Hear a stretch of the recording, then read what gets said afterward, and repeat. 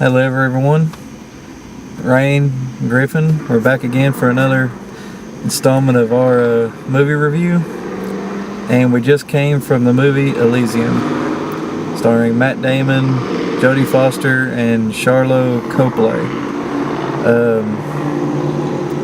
Initial thoughts going in? Well, I was hoping to love it. I was really wanting to love this movie. I had high hopes too. I mean, everybody thought this movie was going to be one of those. I mean, of course, it's an August movie, so they're kind of slow it down. But everybody was thinking this would be the movie of the summer, and it's not. It's to start out, it's a decent movie that has problems. It's not a bad movie. It's not a horrible movie in any way. It's just not that great a movie. If you're looking for a story-driven movie, this is not the one. It doesn't break a whole lot of new ground. There's not anything in it that's surprising. I mean, it's a good story, but it's not a great story. I don't think it's even a good story. I understand where it's coming from. I mean, in the previews, there's people in the sky that have a space station that control everything. That's the rich people, and they can pretty much cure anything. They leave the people of Earth to do whatever they want. You gotta have enough money on Earth to get to Elysium, which doesn't happen very often because they shoot down people left and right. It's going to sound horrible, but it kind of comes across as a border jump movie. You've got people who are desperate to get to the good land. They're doing whatever it takes to try to get to that good land, and they're doing it illegally. Whether that's right or whether that's wrong, that's up to whoever's watching it, but they're just trying to survive, and the haves are trying to keep the have-nots out of their perfect paradise. Yep, and it's controlled all by a president who is pretty much just a political, best way to describe it, Britain with the Queen of Elizabeth. She's just a figurehead. Really, the Prime Minister controls it. And in this, Jodie Foster, who is the military commander, pretty much controls it. But the president still has power over her and can veto anything she wants. So he tells her that, they shoot down about 3 or 4 illegal transports, and the president said, you should do this without incident, without letting the people know what's happening. And she said she does whatever she has to do, and she initially gets Kruger, who is played by Charlotte Copley. I hope we're probably butchering your name, dude, but I'm sorry. And he shoots them down from Earth with a missile launcher, which is missile launcher into freaking atmosphere. It kind of threw me off a little bit. I think it was supposed to be like a targeted weapon system, but it didn't fully explain how it worked. Definitely. The movie, I think, was just slow moving at the beginning. I mean, it's just kind of exposition. And we kept getting, Matt Damon is a criminal who's just trying to live his life, trying to make everything happen. He has a childhood friend, which they go back to 12 times, and we understand that they show basically the same flashback over and over again. Like, you don't understand. You don't understand this. Oh, you won't understand this. They're trying to make you love the characters. And you don't. You just really go, I know this. I don't have to see it for the 15th time. Yeah. She puts on his hand her initial, his initial, and a circle saying forever that they be friends or at least something together. And he has it tattooed on his stomach, and she sees it, and it throws into another flashback. Yeah. It's just like, duh, we know what it is. We just saw it 25 minutes ago, 15 minutes ago, 10 minutes ago. To me, it kind of come across like they were trying to pull on the same kind of heartstrings that Armageddon did. They want you to love the characters, and then they want you to feel bad at the end of the movie. They're trying to, play on that, love of the character to make you feel bad about. How can you love a character that fucking bores you after 5 minutes of the movie? Well, I'm just Armageddon saying. was boring, and I hate to say it, but the girl in this was just a victim. His friend was just there to be a victim. She wasn't there to do anything other than be pulling on his heartstrings. She's the damsel in distress, and that's all she is. And really, it seemed more like he could care less because it was more about his own illness than it was hers. She was more like a byproduct. Well, that's something I think it did right. I mean, he was like, "Look, I'll live and I'll come back. I gotta survive. You know, I'll help your kid when I get back. I'm not gonna leave you forever." Yeah, but he didn't even say that. He's like, "I'm sorry," and just walks out. He didn't say, "I'm gonna come back." It was just a, me, I'm gonna leave. Yeah. He said it to a bunch of people, though. He said, "I'll come back and help you. I'll come back and help you." Tried to help his friend, who ends up dying at the beginning of the movie, so that's not ruining anything there. There will be spoilers in this, though, however. It's just, the movie was slow. It was very slow. It wasn't boring, but it was just like you were just waiting for something to happen and waiting for something to happen. And I know I'm harping on this, but I will say one good thing. I know I'm butchering your name. The bad guy. Just say the guy from District 9 that started in District 9. He was freaking amazing in this. You could tell he had a fun time playing that role. Oh yeah. I mean, he was just every which way. His was the best role in the movie, even though he was a jerk. He was a jerk, but he was funny as shit. I just have to say that one part, I couldn't help it. It made me laugh. I know I'm kind of morbid, but that part where the grenade went off, I could not help it. It's not even at the end of the movie. Like halfway through, a grenade blows his freaking face off. The grenade here completely off. And I know that's one of the things that pissed me off about this movie. I understand they can heal anything, illness, AIDS, leukemia and stuff. Dude had no face. He was fucking dead. You can't bring but he back. Had No. It said his brain was intact. It did say his brain was intact. How you gonna blow your face off and your brain gonna be intact? I don't know. Yeah. But his brain was intact, so they were able to bring him back. Thank God they did, though. No offense. He was what made the movie. Yeah. He's the reason to go watch this movie, not fucking Matt Damon or Jodie Foster. But he was dead. He was dead. He was fucking dead. And they brought him back to life. And then at the end, Matt Damon, spoilers again, Matt Damon dies and they said, "We can't bring you back." You can bring back a dead guy? Jodie Foster bled out and they couldn't bring her back. But they could bring back dude with no face. Bring back dude with no face who'd been dead. He was dead for a good at least hour the way they were doing that. Yeah. But they can't bring back Jodie Foster dies. She gets killed by Kruger once he comes back. That's what I'm calling Kruger. He does it in such a letdown way. I mean, he jams her in the throat with some piece of mirror. And there's no. I mean, that was a letdown death. If there ever was one. He was dead. He brought back to life. They can't bring her back to life. Thank God they didn't. Exactly. I'll explain that in a minute. But they couldn't bring Matt Damon to life. He saved the people. Now put him in one of those fucking things and bring him back to life again. And I know you think it's boring, but I mean, it goes back to the Armageddon and the typical world-saving thing. They have. They have the world. No. I'll go with Armageddon. It's a plot fucking hole. That's what it is. but what I'm saying is okay. The world is in danger, whether it's the world full of people or the world itself is in danger, and they have the Savior come along, who's going to save the world at the expense of himself. He wasn't the Savior. He fucking told him, like, "Look, I'm doing this for me. I mean, I'll come back and help you." But then he ended up sacrificing himself. No matter how you look at it, he sacrificed himself so that. Well, actually, more for the girl than anything, but the result was his death saved the world.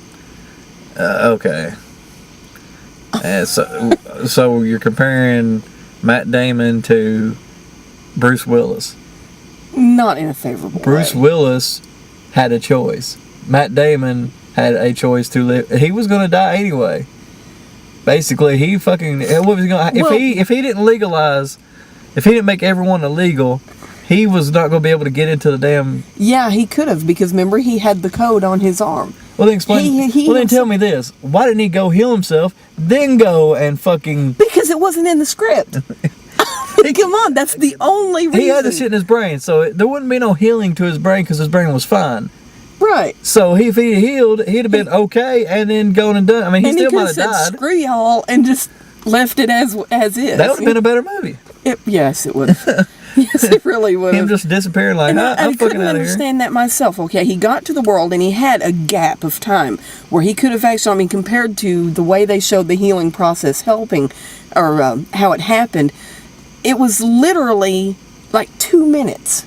If that. You know. It was like a fucking MRI machine, but in 30 seconds. That's what they had. And so you can't tell me in that, what, half-hour gap between him landing and the bad guy showing up, he couldn't have broke into one of the houses like they showed other people doing, got on the Well, he machine, had to bring it to healed the house. himself. When he saved the girl from the guys, from Kruger's henchmen, there was There was one a in the machine room. right there. Yeah, he That's could just right. lay down going, Yeah. let's see, I'm healed. Cool, let's fucking get the hell out of here. Yeah, so I mean, And he could have stuck his arm there. and like I said, I went into this he could've wanting he to could love have the stuck the movie. girl there. He could have stuck the girl there and stuck put his his own arm up- under yep. and be like, oh, well, course, we I didn't got to mean- kill each other. Yeah, but then you've got to worry about the machine going, wait a minute, you're supposed to be male. I don't think that would have mattered. It would have Well, seen but it still, as your you know. citizen. Yeah. But And I went into this with such high hopes, and then the storyline just completely let me down. I was like, I've seen this we're kind of before. killing it. Let's go back a little bit. Matt Damon is working. He's a what is he? He helps he's on build parole. the robots. He's on parole. He helps build the cop robots. All the cop robots are cyborgs. which look fantastic, by the way. And I'll get into that too. All the cops look cyborgs. He's building them, and he ends up getting stuck in the machine and getting radiation poisoning.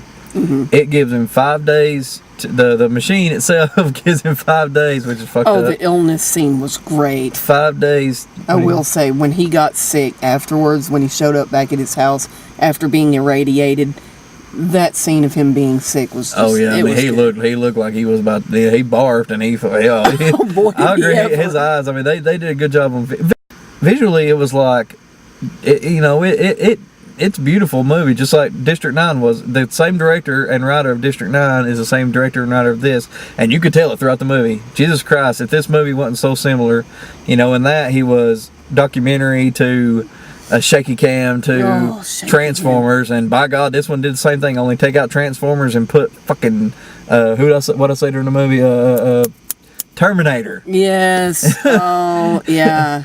It's like, what was I going with that? Oh, the visually it was beautiful, but the goddamn shaky cam. Oh my God, if I fucking see another goddamn movie with shaky cam, that is one of my pet peeves, people.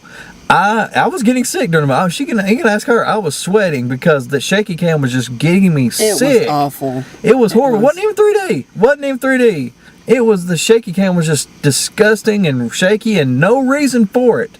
If there was a good reason behind it, if you were following troops as they were running or something along those lines, it's one thing. okay. But steady cam. There was that one shit. part where at the beginning it's following him from behind like a video game, kind of like Right. first person or third person shooter.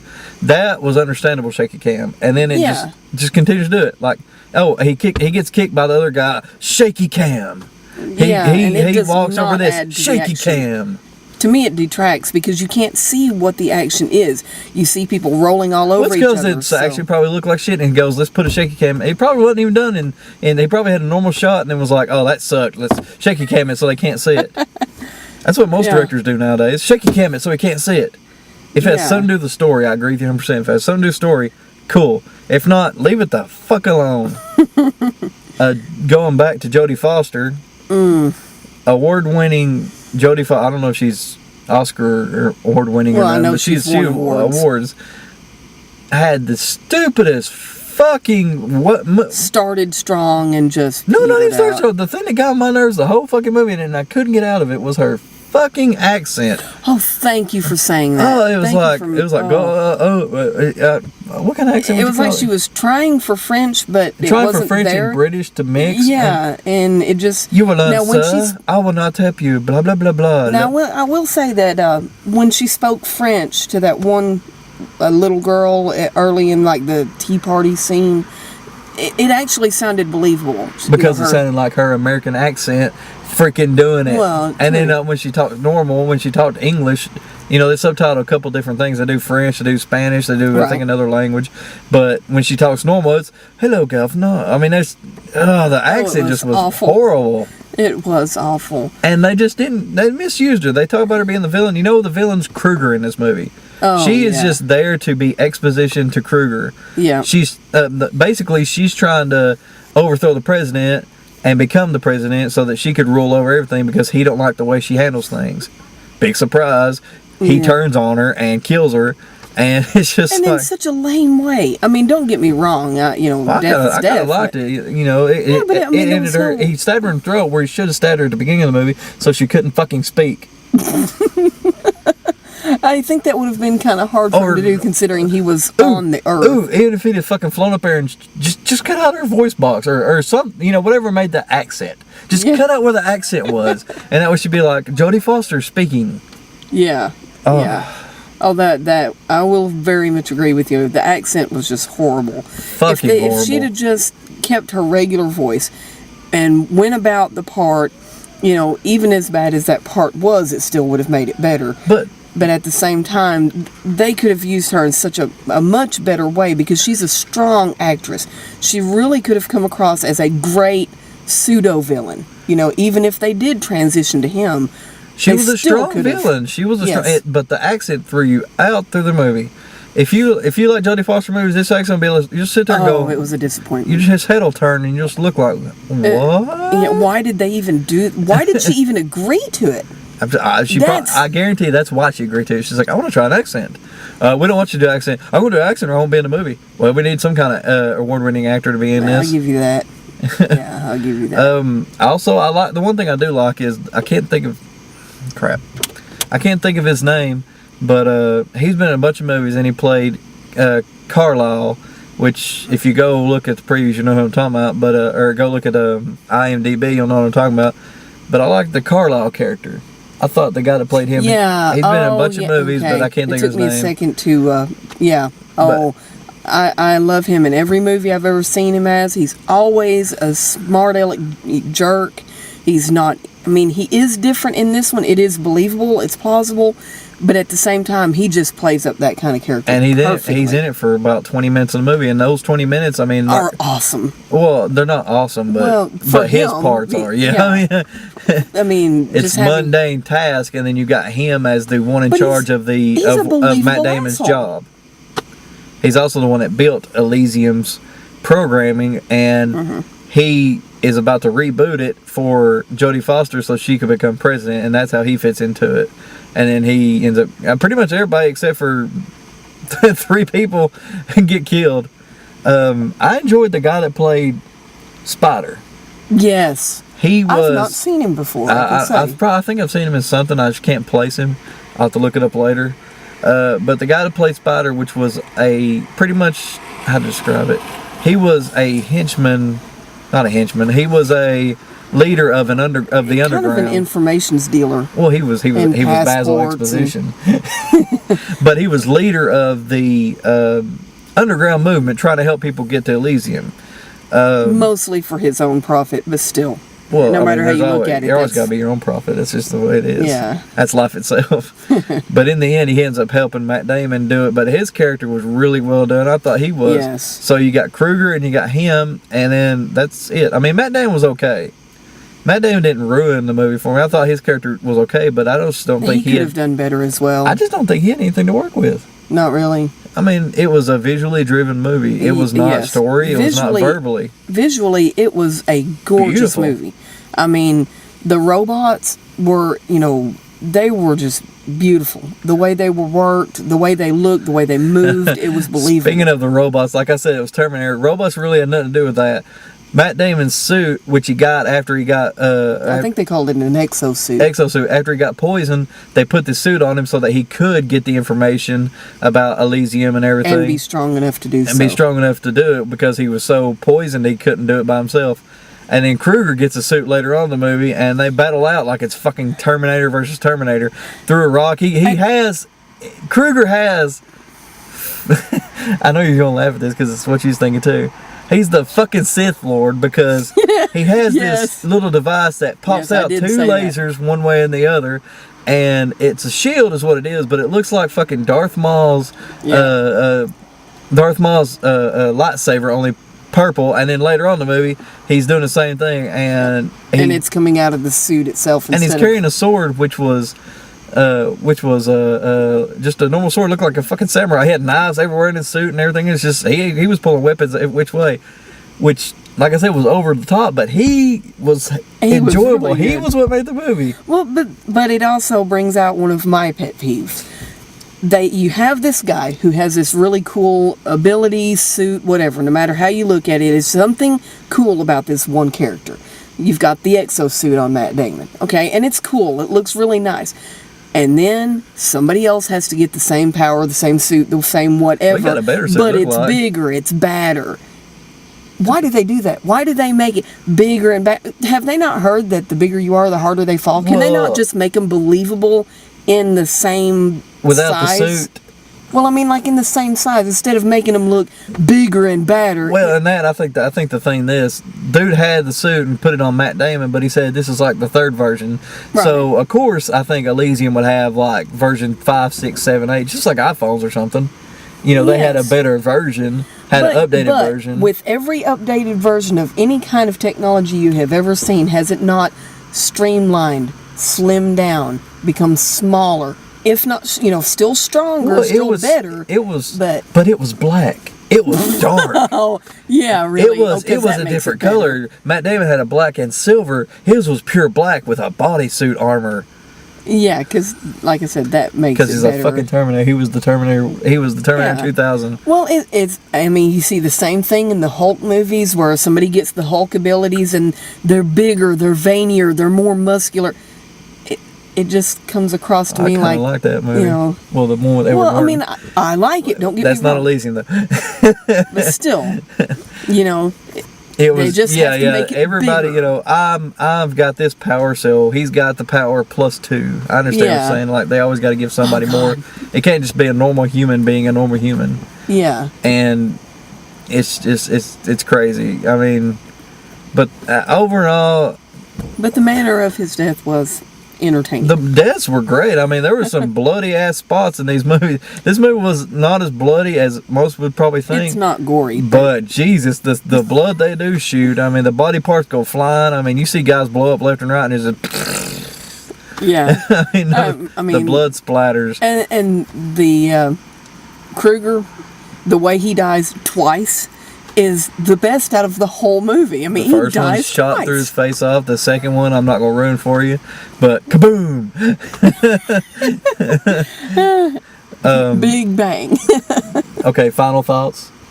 Like I said, I mean, if you're wanting to go for a beautiful movie, something that's kind of high on the action, this will definitely be your thing. But if you're looking for something new, something fresh, this is not it. This is not it. My thoughts on this is, if you like District 9, you'll like this. If you like shaky cams, if you like shaky cams, you'll like this. But District 9 fans and fans of Charlo Copley, the guy who plays Kruger, yeah, you will like this. The guy that played Kruger, you will like this. If you're looking for a movie that's going to just blow you away, this is not it. No, this is not it. Go watch Pacific Rim if you haven't seen it already. Yeah, that's okay. Or wait for As the World Ends, because that's what I'm waiting for. We have a review on that one as well. Yeah, well, yeah, not review. Pacific Rim. Shameless plug. So our final thoughts is, okay movie, worth a rent. I'll say definitely worth a rent. Worth a rent, but I wouldn't waste your money to go see a theater unless you're just a huge Matt Damon fan or a huge District 9 fan. Right. And we'll be back in just a second with trailers. Okay, previews. We got, first off, we got Paranoia. We've already talked about that during our previous reviews, but honestly, after watching it a second time, or maybe a third time even, I just really don't think it's going to be that great a movie. No. I think it's just going to be one of those that you're like, it's a rental. I mean, I don't even know if it's a rental. I might wait for Netflix on that one. Yeah, I'll rent it because Gary Oldman, love Gary Oldman, and Harrison Ford. I mean, for those reasons, I do want to see it. I think it would be worth a rent, but otherwise, I can't see going to the theaters to see it. No. Second one we got was Riddick, the third, or I don't know if it's called anything. I think it's just called Riddick. Mm-hmm. The third movie fourth if you want to count the fourth installment. Animated Riddick movie, I guess. Thoughts on that one? I will confess that I do want to see it. It looks like it's going to be more like Pitch Black, and I really, really enjoyed Pitch Black, so I have a lot of hopes for this movie, and I do want to see it in theaters. I agree. I mean, I loved Pitch Black. Pitch Black was one of my favorite Vin Diesel movies. Yes. I think it was an amazing movie, and the second one kind of let me down. It was okay, but it wasn't great. And I love the animated Animatrix, whatever you want to call it. I can be the honest animated to version, because Peter Chung did it, which is one of my favorite people from Eon Flux cartoon. Yeah. And so I was all pumped for that. And then this one looks more like Pitch Black. This one is going back to its roots. The same director, same writer. So I mean, as long as they don't try to make it more epic when it comes to like they did Riddick, just this big overall picture and just focus on the characters, I think it'll be great. And as long as they don't just stick with the formula and go, move for move and just if they copy Pitch Black completely, it's going to be boring. But I don't think they will. I think this writer director is going to be good at that. Yeah. Third one we got was Kick-Ass 2. This was a different preview. I've seen the other ones, but this is a new one for me. It's like the third trailer. Thoughts? I want to see it. I thoroughly enjoyed Kick-Ass, the first movie, and the original. The original. So, and I do want to see this because just going from the previews, it looks like it's going to be really good. Looks like it's going to be a nice part 2. I agree. I loved Kick-Ass 1. I mean, it took me. I watched it one time and didn't really. It was okay, and then I watched it again and just loved it. But this one looks really good. It's got Jim Carrey, which really surprised me. But the character he's playing just kind of makes me want to watch it even more. Yeah. The first time that I saw a commercial for it, it took me a second to realize it was him because he doesn't look exactly like himself. No, anybody's seen the preview, it doesn't. I mean, he's Captain G.I. Joe, whatever the hell he is. Yeah, but and believable though. It's cool too because it seems like it's gonna be actual villains in capes or in costume and good guys in costume taking each other out. Meanwhile, kind of having the police try to take them out too, and kind of like an X-Men vibe. One versus the other, like Brotherhood versus the X-Men, and then the humans trying to get rid of them too, which is basically or stay out of their way, one way or the other. Well, yeah, and it is the police officers are like it says in the preview itself. It's like to anybody with a costume, take them out. Yeah. So I do want to see it. It looks just as good as the first one did. I hope. I got hopes for this, so we'll see when we do the review if I piss off and say all kinds of shit. And I think we had one more, didn't we? The Butler movie starring Forrest Whitaker, Robin Williams. There was a bunch of names. Not James Marston. The guy that played Cyclops in the X-Men movies. I can't think of his name. James Marsters. It's not the guy Spike. That's who I'm thinking of. But he seemed alright. I mean, this movie just seemed not really like my cup of tea, but interesting in the same thing. Well, I mean, it's a historical movie. It's based on a true story, and I do generally like movies like that. Not so sure I want to see it in the theaters, but I'd think it would be worth a rent, at the very least watching it on Netflix. I mean, it's one of those that's, I don't know how to describe it, like Glory. It's based in early, I don't know if it's 40s or what time period, but it's still when colored and white areas are there. This Forrest Whitaker is the butler of the president. When segregation's still going, yeah. Yes. Is the butler of the president who looked like the president was played by Robin Williams, and I actually liked him in that. He had like a different look, and if he plays it straight, I mean, which I think he will. Robin Williams is a hell of an actor. Yes, he is. It would be a really good movie. It piqued my interest. I'm not into historical movies most of the time like that, but it really piqued my interest. So that's one of those, like you said, a definite rent. We'll see what happens down the line. If something does not coming out that week, we might watch that in theater. But that's pretty much it. please like, subscribe, and comment. And if you like what you see, let us know, and we'll do more reviews. If you'd like to see a movie reviewed, let us know which ones in case we don't go see those. And thanks for your time.